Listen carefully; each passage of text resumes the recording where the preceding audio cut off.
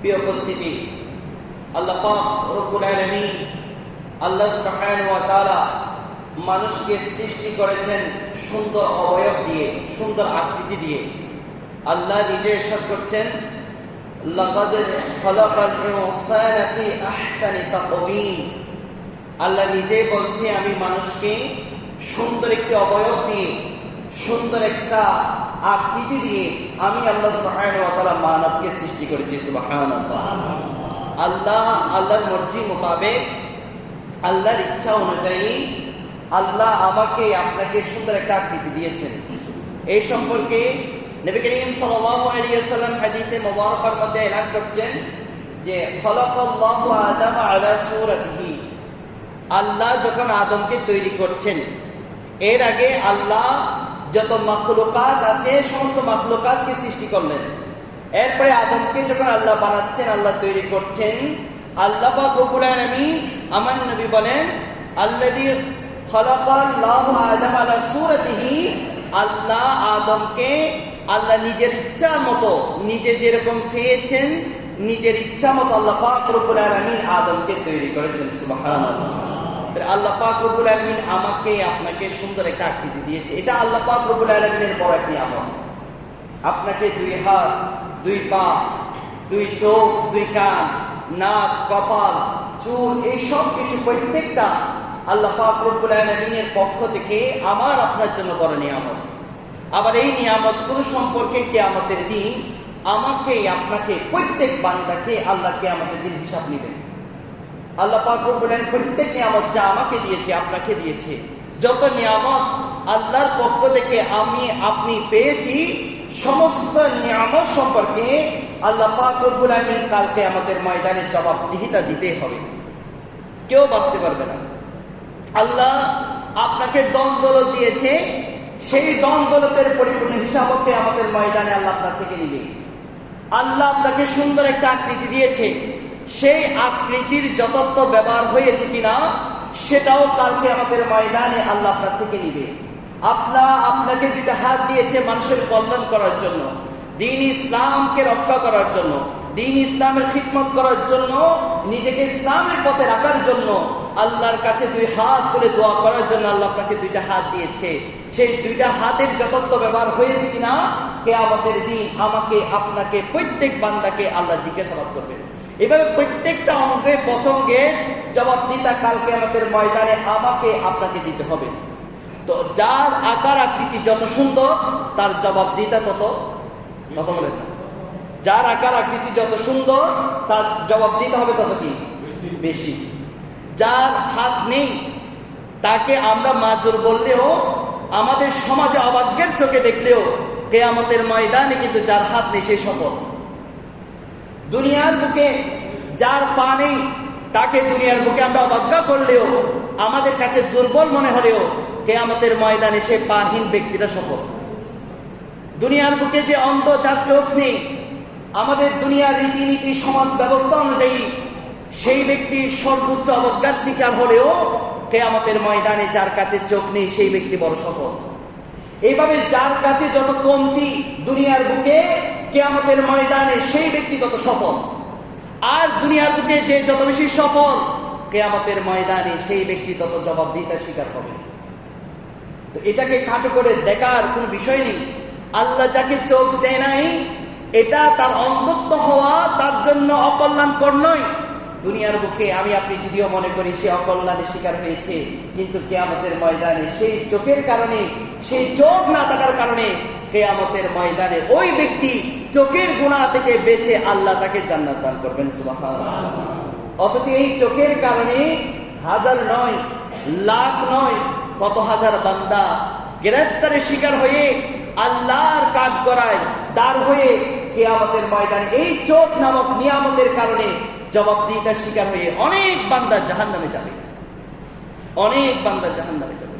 আবার একই চোখ দিয়ে যারা অশ্রু জড়িয়ে আল্লাহর কাছে কান্না করেছে, আল্লাহ পাক রব্বুল আলামিনের কাছে দুই হাত ধরে পানি জড়িয়েছে, আল্লাহ তাআলার সন্তুষ্টির জন্য কান্না করে চোখ দ্বারা অশ্রু বিসর্জন দিয়েছে, এই চোখ কাল কিয়ামতের ময়দানে ওই ব্যক্তিকে সুপারিশ করে জান্নাতে নিয়ে যাবেন। তাহলে একই চোখ কাউকে জান্নাত দিচ্ছে, আবার একই চোখ কাউকে জাহান্নামের হকদার বানাচ্ছে। একইভাবে প্রত্যেকটা অঙ্গ প্রত্যঙ্গ, অনেকেই হাত দ্বারা নিজের আপন ভাইকে মারে, মুসলমান ভাইকে মারে, প্রতিশোধ গ্রহণ করে অত্যাচার করে, অবিচার করে, মানুষকে মারধর করে।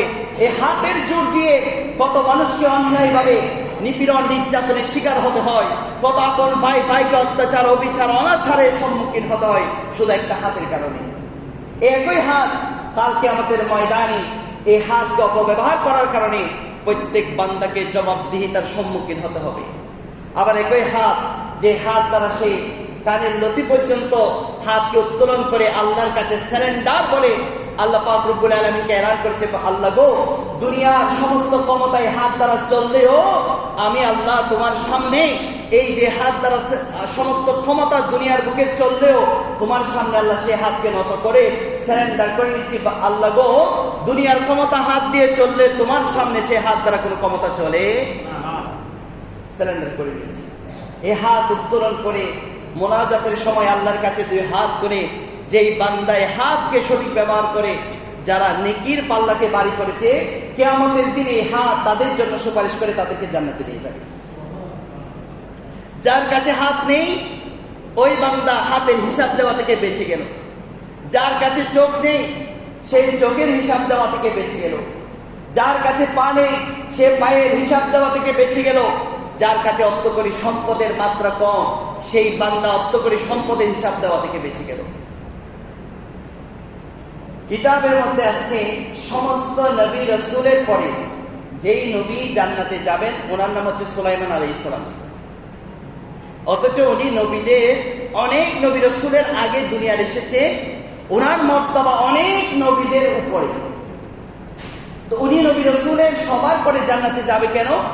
এই সম্পর্কে কিতাবের মধ্যে আসছে, আল্লাহর কাছ থেকে চেয়ে নেওয়া যে ধনভাণ্ডার আল্লাহ সুলাইমান আলাইহিস সালামকে দিয়েছেন, যে রাজত্ব আল্লাহ পাক রব্বুল আলামিন সুলাইমান আলাইহিস সালামকে দিয়েছেন, সেই রাজত্বের হিসাব দিতে গিয়ে সুলাইমান আলাইহিস সালামের আগে সমস্ত নবী রাসূলরা জান্নাতে চলে যাবে। সুলাইমান আলাইহিস সালাম নিজের দায়িত্ব, নিজের রাজত্ব, নিজের দন দলে তত্ত্বকরী সম্পদ, নিজের ক্ষমতা, সমস্ত কিছুর হিসাব দিতে দিতে সুলাইমান আলাইহিস সালামের আগে সমস্ত নবী রাসূলরা জান্নাতে চলে যাবে। এরপরে সুলাইমান আলাইহিস সালাম সমস্ত নবী রাসূলের পরে জান্নাতে প্রবেশ করবে। তাহলে নিয়ামত যত বেশি, তার জবাবদিহিতা হচ্ছে কি তত বেশি। নিয়ামত যত কম, তার জবাবদিহিতাও কি কম। ইউসুফ আলাইহিস সালাম সুন্দর ছিলেন, দেখতে শুনতে বিশ্বের সমস্ত পুরুষদের মধ্যে সবচেয়ে সুদর্শন ছিলেন। এই সুদর্শনতা ইউসুফ আলাইহিস সালামকে কালকে আমাদের ময়দানে, এই সৌন্দর্যের জন্য কালকে আমাদের ময়দানে দণ্ডবান হতে হবে আল্লাহ তাআলার কাঠ করার মধ্যে। প্রত্যেক নবী রাসূলরা তো ওনাদেরকে আল্লাহর পক্ষ থেকে নিয়ামত দেওয়া হয়েছে, সেই নিয়ামতের যথার্থ হিসাব ওনারা দিতেই পারবেন, এটা স্বাভাবিক বিষয়। কিন্তু আমরা বান্দা, আমাদেরকে আল্লাহ যে নিয়ামত দিয়েছেন, আল্লাহ যেই আমাকে আপনাকে যে নিয়ামতের হকদার বানিয়েছেন, সেই নিয়ামতের হকদার কালকে আমাদের ময়দানে আমি আপনি দিতে পারবো কিনা সেটা সংশয় সন্দেহ থেকে যায়। কারণ আমরা তো আমাদের যে নিয়ামত আল্লাহ দিয়েছে সেটা যথার্থ শুকরিয়া আদায় করি না। আল্লাহ বলছেন, লাইন শাকারতুম লাযিদান্নাকুম ওয়া লাইন কাফারতুম ইন্না আযাবি লাশাদীদ। বান্দা শোনো, আমি আল্লাহ তোমাকে যে নিয়ামত দিয়েছি, অন্যের তুলনায় তোমাকে যে মর্যাদা, যে মর্তবা, যে রুতবত, যে সম্মান তোমাকে বেশি দিয়েছি, সেটা শুকরিয়া জ্ঞাপন করো। শুকরিয়া করলে আমি আল্লাহ সেই নিয়ামত বাড়িয়ে দিব। আর যদি শুকরিয়া করা না হয়, কিয়ামতের ময়দানে সেই নিয়ামত সম্পর্কে আমি তোমাকে পাকড়াও করব, আর এই পাকড়াওটা হবে তোমার জন্য জাহান্নামের আযাবের একটা মাধ্যম। নাউযুবিল্লাহ বলবেন না? তো সেজন্য প্রিয় হাজিরিন, আল্লাহ আমাকে আপনাকে নিয়ামত দিয়েছেন, এটা নিয়ে অহংকার, হিংসা, ফাসাদ করার কোনো মানে হয় না। আল্লাহ আপনাকে আমাকে নিয়ামত দিয়েছেন, এটা শুকরিয়া করা দরকার। আর আমরা এই নিয়ামত পেয়ে, আমরা এই নিয়ামতের হকদার হয়ে আমরা মানুষকে কাটু চোখে দেখতে দ্বিধাবোধ করি না। আমি যখন লম্বা এক মানুষ, আমি আরেক ব্যক্তিকে খাটো মানুষ ডাকতে দ্বিধাবোধ করি না। আমি যখন একটু সুন্দর, আরেকজন মানুষকে আমি কালো বলতে দ্বিধাবোধ করি না। আমাদের সমাজ ব্যবস্থা এমন হয়ে গিয়েছে, যে মানুষটা একটু দেখতে শুনতে অন্যদের চেয়ে একটু আলাদা, তার একটা ডাক নাম আমরা আমাদের নিজ থেকে দিয়ে দিই। হয় না এরকম? কথা বলেন না, হয় না? দেখবেন যে এই মানুষটা সমাজের সবচেয়ে খাটু, এই খাটুটা কি সেই মানুষটা হয়েছে নাকি আল্লাহ তাকে বানিয়েছেন? আল্লাহ বানিয়েছেন। অথচ তার নাম দিয়ে আমরা বাড়িতে মানুষ, বাড়িতে যায় না, বলে কি বলে না? এখন বলে তাকে যে খাটু বলছেন, এই মানুষটাকে খাটু বলে ডাকাটা তার মনের কষ্টের কারণ হবে নাকি সুখের কারণ হবে? কথা বলেন একটু ভাই। এই মানুষটাকে আপনি যে খাটু বলছেন, কাটু বলে যে ডাকছেন, আমাদের আঞ্চলিক ভাষায় বাড়িতে হাডো, এরকম যে নামগুলা আপনারা উপাধি দিয়ে ডাকেন, এই যে মানুষটাকে মনে কষ্ট দিচ্ছেন, এইটার জন্য কালকে আমাদের ময়দানে আমাকে আপনাকে পাকড়াও হতে হবে। যে মানুষটা সমাজে কালো, তাকে খালাইয়ে বা কালো এভাবে ডাকতে আমরা দ্বিধাবোধ করি না কেন রে ভাই? এই কালোকে আল্লাহ বানিয়েছে নাকি ওই মানুষটা নিজে হয়েছে? আল্লাহ বানিয়েছে। আপনি সে আল্লাহ পাক রব্বুল আলামিনের বানানো জিনিসকে আপনি অবাধ্য করছেন, তিরস্কার করছেন। আপনার তৈরিকৃত কোনো জিনিস যদি আপনার সামনে কেউ যদি অবমূল্যায়ন করে, অবমাননা করে, তিরস্কার করে, ওই জিনিসটা নিয়ে যদি সমালোচনা করে, আপনার ভালো লাগবে নাকি খারাপ লাগবে? কথা বলেন না একটু। আপনার তৈরিকৃত একটা জিনিস, সেই জিনিসকে মানুষ তিরস্কার করলো, সমালোচনা করলো, অপবাদ দিল, এই জিনিসটা যিনি তৈরি করেছে তার কখনো ভালো লাগবে? এটা স্বাভাবিক।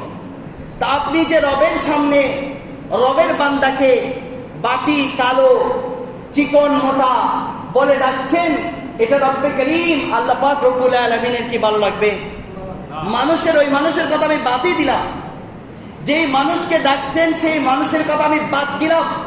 যেই রব্বে করিম আল্লাহ পাক রব্বুল আলামিন ওই মানুষটাকে বানিয়েছে, যে রব্বে করিম আল্লাহ পাক রব্বুল আলামিন ওই মানুষটাকে তৈরি করেছেন, সেই রব্বে করিমকে সামনে রেখে, সেই রব্বে করিমকে আপনি উপস্থিত রেখে, সেই রব্বে করিমের সামনে আপনি তার সৃষ্টি সম্পর্কে যে অবজ্ঞা করে তাকে একটা নাম দিয়ে তাকে আহ্বান করছেন, ওই রব্বে করিম আল্লাহর কি কখনো ভালো লাগবে?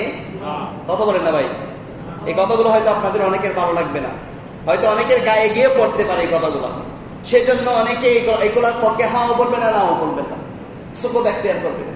কারণ আমাদের অভ্যাস, সেটা জাতি অভ্যাস আমাদের, এটা আমাদের মানুষের একটা জাতি অভ্যাস।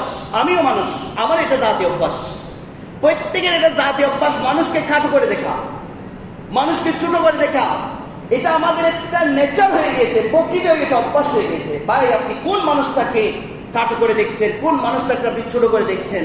যে রব্বে করিম ওই মানুষটাকে সৃষ্টি করেছে, যে রব্বে আল্লাহ পাক রব্বুল আলামিন ওই মানুষটাকে সৃষ্টি করেছে, সেই রবের সামনে আপনি তার সৃষ্টি সম্পর্কে অবজ্ঞা করছেন।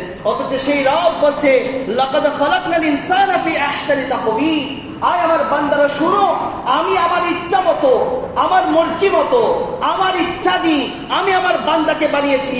কাউকে আমি খাটু বানিয়েছি, কাউকে লম্বা, কাউকে আমি মোটা বানিয়েছি, কাউকে চিকন, কাউকে আমি দমদলত দিয়েছি, কাউকে গরিব। এই সব কিছুর পিছনে আমি রব্বে করিম আল্লাহ পাক রব্বুল আলামিনের একটা হিকমত লুকায়িত আছে। আমি আল্লাহ যেমন চেয়েছি, যাকে আমার দৃষ্টিতে যাকে যেমন সুন্দর বানাবে, যেমন সুন্দর লাগবে, আমি তাকে সেভাবে সৃষ্টি করেছি। তুমি বান্দাকে আমার সৃষ্টি সম্পর্কে অবজ্ঞা করার, ঠিক কিনা? কথা বলেন না, ঠিক কিনা? আল্লাহ পাক রব্বুল আলামিন পবিত্র কোরআনে বলছেন যে লা তানাব্বাযু বিল আলকাবি বিইসা ইসমুল ফুসুক, আই বান্দা তোমরা একে অপরকে মন্দ নামে ডাকবে না, মন্দ নামে আহ্বান করবে না, মন্দ নামে কেউ কাউকে ডাকবে না। কারণ এটা আমার সৃষ্টি, ওইটাকে আমি সৃজন করেছি, আমি রব আমার মর্জি মোতাবেক বানিয়েছি। তুমি যে তাকে বলছো তার যত না কষ্ট পায়, তার চেয়ে বেশি কষ্ট আমি রব্বে করিম পাচ্ছি, কারণ আমার হাতে তো তাকে বানিয়েছি। আপনি কাকে কষ্ট দিচ্ছেন এই কথাগুলো বলে?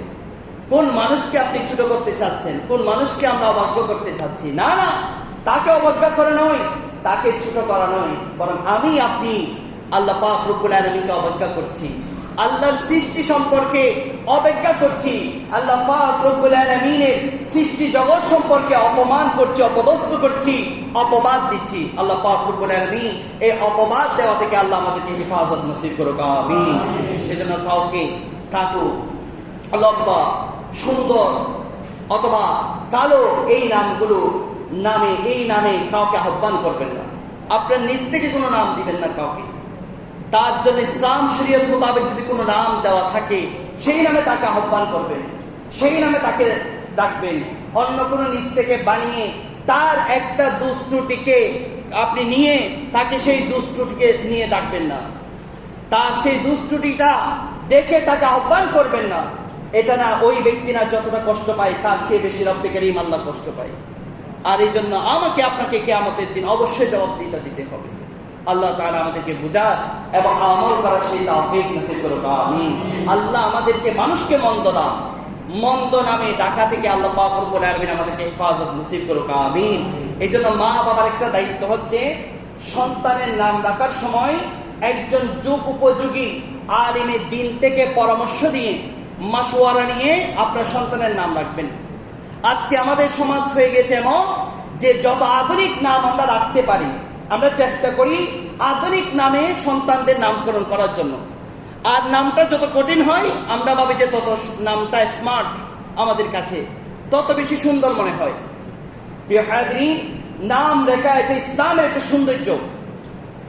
আল্লাহ নাম রাখার বিষয়ে আমাকে আপনাকে নির্দেশ দিয়েছেন সন্তানের নাম রাখো। আর এই নাম রাখাটা কেন গুরুত্বপূর্ণ? একত দুনিয়ার মধ্যে এক মানুষ থেকে অপর মানুষকে পৃথক করার জন্য এই নামকরণ করা হয়। কারো নাম জাইদ, কারো নাম আবু বকর, কারো নাম ওমর, কারো নাম উসমান। এটা পৃথক করার জন্য, আবু বকরকে আবু বকর নামে চেনার জন্য, উসমানকে উসমান নামে চেনার জন্য, ওমরকে ওমর নামে চেনার জন্য এই নামগুলোকে পার্থক্য করা হয়েছে, আলাদা আলাদা নামকরণ করার কথা বলা হয়েছে। তা আপনি এমন রাখবেন না। আজকে আমাদের সমাজে দেখা যায় মিন্টু মিয়া, সিন্টু মিয়া, পিন্টু মিয়া, মানে নামের এক অবস্থা যে নাম রাখে খেলোয়াড়দের সাথে সামঞ্জস্য রেখে, নাম রাখে আপনার সেলিব্রিটি যারা নায়ক নায়িকা রয়েছে ফিল্ম ইন্ডাস্ট্রির মধ্যে তাদের নামের সাথে সামঞ্জস্য রেখে নাম রাখা হয়। ঠিক কিনা একটু কথা বলেন না? আগের আমাদের মুরব্বীরা নাম রাখার সময় আলেম কুস্ত কমপক্ষে মসজিদের ইমাম সাহেবকে ডেকে নিয়ে মসজিদের ইমাম সাহেবকে বলতো, হুজুর আপনি একটা নাম আগে সিলেক্ট করে দেন, অথবা মহিলারা খাতার মধ্যে নাম লিখে দিত আর হুজুর ওই নাম থেকে যেটা আফজলিয়ত নাম ওই সন্তানের জন্য উত্তম হবে সেই নামটা বাছাই করে ইমাম সাহেব, খতিব সাহেব বা যুগ উপযুক্ত আলিমে দ্বীন যিনি বুঝবেন, কিতাব বুঝেন, আরবি ভাষা বুঝেন এবং হাদিস কোরআন সম্পর্কে যার জ্ঞান রয়েছে এমন আলিমে দ্বীন যখন নাম রাখে সেই নামের মধ্যে বরকত হয়। নামের একটা তাসির রয়েছে, প্রত্যেকটা নামের একটা তাসির আছে, এটা মনে রাখবেন। নাম একটা প্রভাব বিস্তার করে। নামের কারণে সন্তান দুনিয়ার মধ্যে সফল হয় আর সেই নামের কারণে কিয়ামতের ময়দানে সেই নাম ওই বান্দাকে জান্নাত পর্যন্ত নিয়ে যাবে।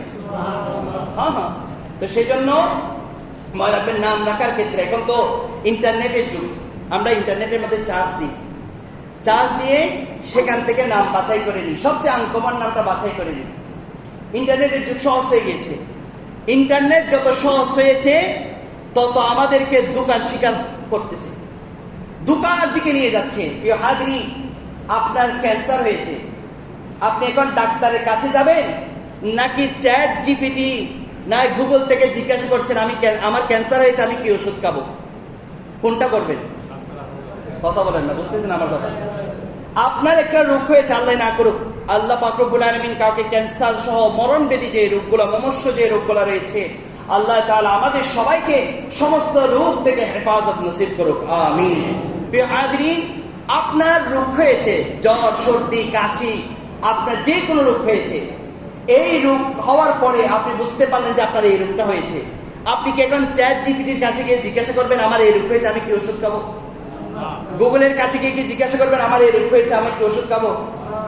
আপনাকে যেই ট্রিটমেন্টটা দিবে, যেই জিনিসটা আপনাকে সেই মেডিসিনটা দিবে, সেই চিকিৎসাকে আপনি নেবেন? কথা বলেন না। সেই চিকিৎসা আপনি নিলে বাঁচবেন নাকি মরণ ফাঁদে আপনি পড়বেন? কোনটা বলেন না রে ভাই? মরণ ফাঁদে পড়বেন না।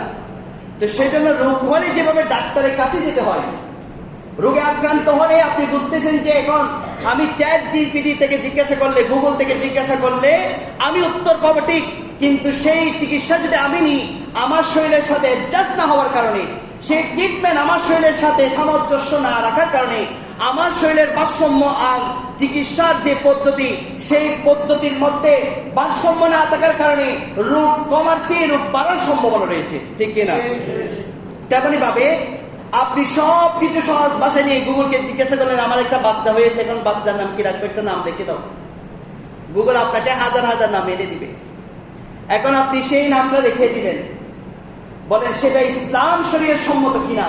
আবার শরীয়ত সম্মত হলেও আপনার সন্তানের জন্য কতটুকু উপযুক্ত হবে সেটা বিবেচনা করার ক্ষমতা কি আপনার আছে? আপনি তো আলেম হলে কিতাব পড়ে বুঝবেন এই কথাগুলো। তো সেই জন্য উপযুক্ত আলেমে দ্বীন, মকবুল, মুত্তাকি, তাকওয়াবান, পরহেজগার, যারা কিতাব, কোরআন, হাদিস, ইজমা, কিয়াস বুঝে, এমন আলেমে দ্বীন থেকে পরামর্শ নেবেন নাম রাখার ক্ষেত্রে। কারণ এই নামটা দুনিয়ার মধ্যে তার উপর একটা প্রভাব বিস্তার করে এবং কিয়ামতের ময়দানে সেই নামটা সেই ব্যক্তির জন্য একটা নাজাতের ওসিলা হয়ে যাবে। আমার কথা নয়, আমার নবী সাল্লাল্লাহু আলাইহি ওয়াসাল্লাম হাদিসে মুবারাকার মধ্যে, আবু দাউদ শরীফের মধ্যে আসছে, قال رسول الله صلى الله عليه وسلم إنكم تدعون يوم القيامة بأسمائكم وأسماء آبائكم فأحسنوا أسماءكم। আমার নবী বলছে, শোনো ও আমার উম্মতরা, কিয়ামতের ময়দানে তোমাদেরকে ডাকা হবে তোমাদের নাম ধরে ধরে। শুধু তোমার নাম নয়, তোমার বাবার নাম ধরে ধরে ডাকা হবে। অতএব হে আমার উম্মতরা, শোনো, সন্তানদের নাম রাখার ক্ষেত্রে, তোমাদের নাম রাখার ক্ষেত্রে সৌন্দর্য নাম, ইসলাম রিলেটিভ নাম, যে নামটা তোমার সন্তানের জন্য উপযুক্ত হবে, এমন নামে নামকরণ করবে। কারণ ওই নামটা কিয়ামতের ময়দানে ওই নামের উসিলায় আল্লাহ তাআলা হাজার হাজার বান্দাদেরকে নাজাতের উসিলা বানিয়ে দিবেন।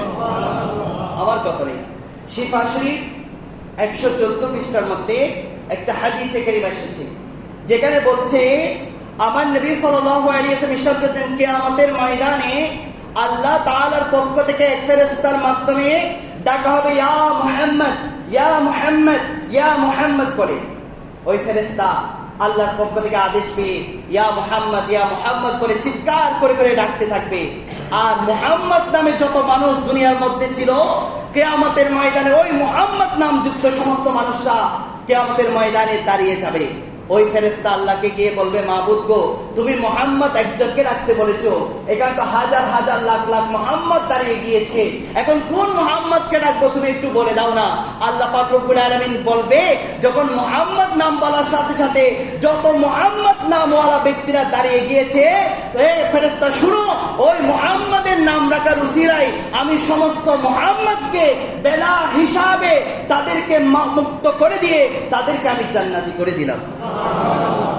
মুহাম্মাদের নামের এমন তাসির। আমার নবী সাল্লাল্লাহু আলাইহি ওয়াসাল্লাম বলেন, এই জন্য তোমার যদি 3 সন্তান থাকে, 2 সন্তান থাকে, কমপক্ষে 1 সন্তানের নাম মুহাম্মদ রাখো। এই মুহাম্মদ নামের সদকায় তোমার সন্তানকে আল্লাহ দুনিয়ার মতো বরকত দান করবে এবং কিয়ামতের ময়দানে সে মুহাম্মদের নামের উসিলায় ওই সন্তানকে তো জান্নাত দিবে এবং তার বাবাকে সহ জান্নাতি বানিয়ে দিবেন। অপর এক রিওয়ায়াতের মধ্যে এসেছে, এক আল্লাহ পাক রব্বুল আলামিন মা ফাতেমা আয-জাহরা রাদিয়াল্লাহু তাআলা আনহাকে কিয়ামতের ময়দানে ডাকবেন। ফেরেশতা যখন মা ফাতেমা রাদিয়াল্লাহু তাআলা আনহাকে কিয়ামতের ময়দানে ডাকবেন, তখন যত ফাতেমা নামের মহিলা ছিল সবাই সেই কিয়ামতের ময়দানে দাঁড়িয়ে যাবে। আল্লাহ কই এলান করবে, ও আমার ফেরেশতা, ওই ফাতেমার নাম যে মানুষরা দুনিয়ার মধ্যে রাখিয়েছে, সমস্ত ফাতেমাকে মা ফাতেমা রাদিয়াল্লাহু তাআলা আনহার সদকায় তাদেরকে বিনা হিসাবে আমি মাফ করে দিয়ে তাদেরকে জান্নাতি বানিয়ে দিলাম। নামের এমন তাসির, এমন প্রভাব। কবরের মধ্যে আপনাকে রাখলে সেখানে আপনি কে ছিলেন সেটা দেখবে না। কবরে আপনাকে মুনকার নাকির এসে আপনার নাম ধরে রাখবে, আপনার বাবার নাম ধরে রাখবে। সেজন্য আমরা তালকিন করার সময় কবরে প্রথমে তার নাম, তার বাবার নাম, সবচেয়ে আফজালিয়ত হচ্ছে তার মায়ের নাম ধরে তার সাথে সংযুক্ত করে সেই ব্যক্তিটাকে রাখি। একইভাবে কিয়ামতের ময়দানেও একই ঘটনা ঘটবে। প্রত্যেক বান্দাকে যখন হিসাব নিকাশের কাজ করে নিয়ে যাওয়া হবে, দাঁড়িয়ে পাল্লাই যখন পরিমাপ করা হবে, ওই ব্যক্তিটাকে তার নামে আহ্বান করা হবে, তার নাম ধরে ডাকা হবে। তো প্রিয় হাজিরিন, যার নাম যত সুন্দর হবে, আল্লাহ পাক রব্বুল আলামিন কিয়ামতের ময়দানে এক এক সময় এক এক অবস্থার মধ্যে থাকবেন। যখন আল্লাহ একেবারে শেষ অবস্থায় আসবে কিয়ামতের ময়দানে, তখন আল্লাহ বান্দার প্রতি এমন দয়াবান হয়ে যাবেন যে আল্লাহ নিজ থেকে বান্দাকে ক্ষমা করতে শুরু করে দিবেন। কিয়ামতের প্রথম স্টেপ, কিয়ামত তো সেটা একদিনের নয়, হাজার হাজার বছরের কিয়ামত কতদিন হয় সেটা আল্লাহ পাক রব্বুল আলামিন ভালোই জানেন। এই কিয়ামতের প্রথম দিকে আল্লাহ সুবহানাহু ওয়া তাআলা বান্দার প্রতি খুব বেশি রাগান্বিত থাকবেন। কারো সাধ্য থাকবে না আল্লাহর সামনে দিয়ে কোনো কথা বলা, কারো পক্ষে সম্ভব হবে না। শেষ দিকে এসে আল্লাহ বান্দার প্রতি এমন করুণাময় হয়ে যাবে, এমন দয়াবান হয়ে যাবে রব্বে করিম আল্লাহ পাক রব্বুল আলামিন, যে বান্দার শুধু নামের ওসিলা দিয়ে, নামের সদকায় আল্লাহকে আমাদের ময়দানে হাজার হাজার নয় লাখ লাখ বান্দাদেরকে আল্লাহ জান্নাত দান করে দিবেন।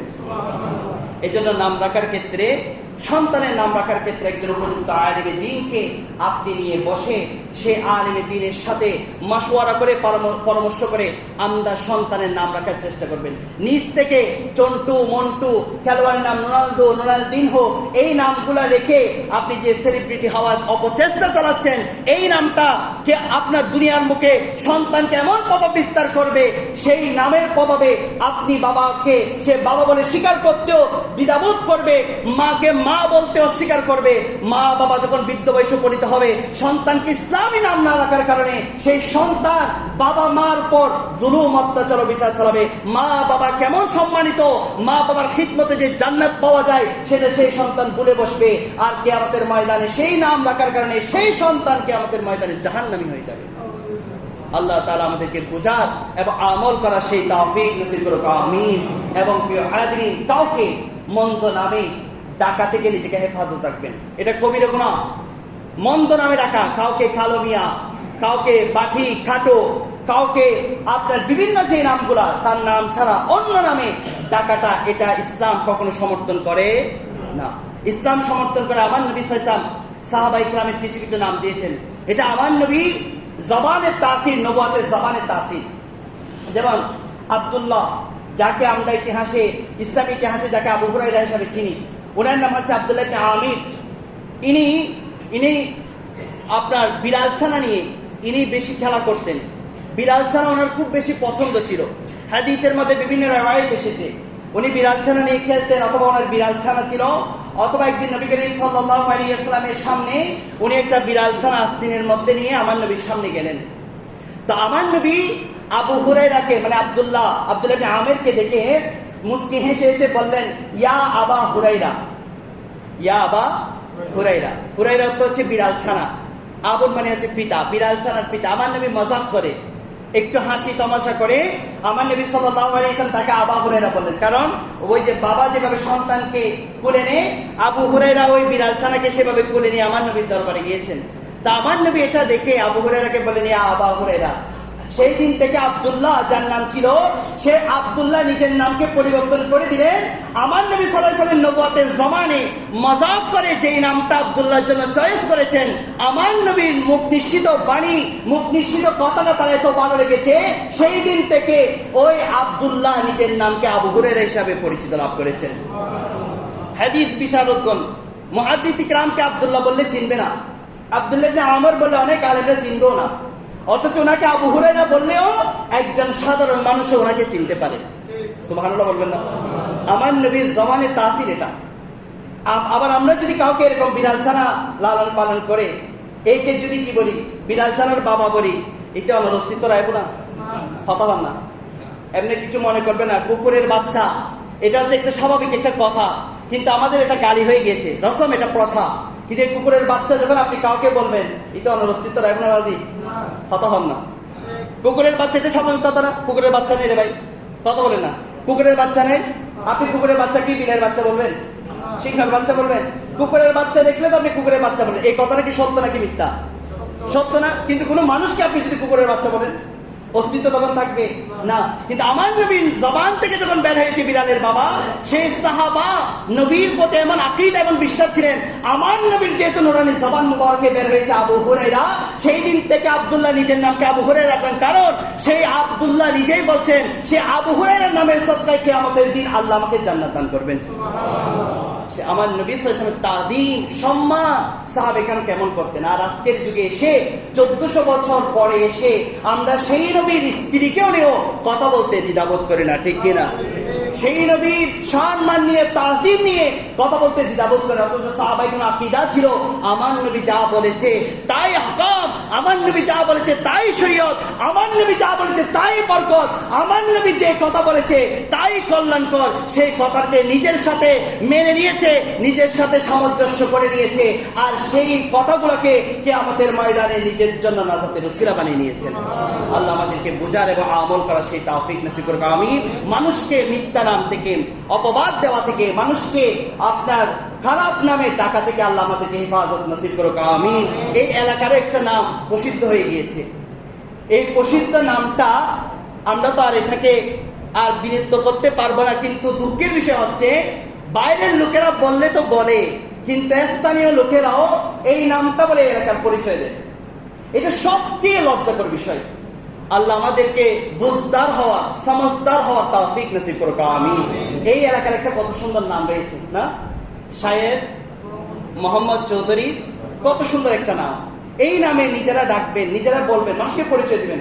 আমি এই এলাকার অনেক মানুষকে দেখেছি ওই মন্দ নামটা দিয়ে নিজের পরিচয় দিতে। কিরে ভাই, আপনি একজন শিক্ষিত মানুষ, একজন আপনি জ্ঞানী মানুষ, বিবেকবান মানুষ, আপনি কেন সেই নামে আপনার এলাকাকে পরিচয় করবেন? আল্লাহ আমাদেরকে বোঝার এবং আমল করা সেই তৌফিক নসিব করুক, আমিন।